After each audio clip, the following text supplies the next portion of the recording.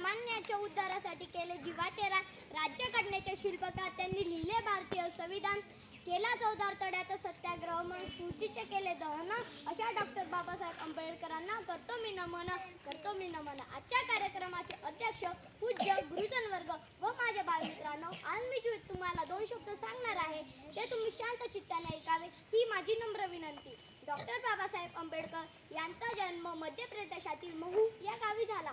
त्यांच्या वडिलांचे नाव रामजी तर आईचे नाव भीमाबाई असे होते. डॉक्टर बाबासाहेब आंबेडकर हे लहानपणापासूनच खूप हुशार होते. त्यांना वाचण्याची फार आवड होती.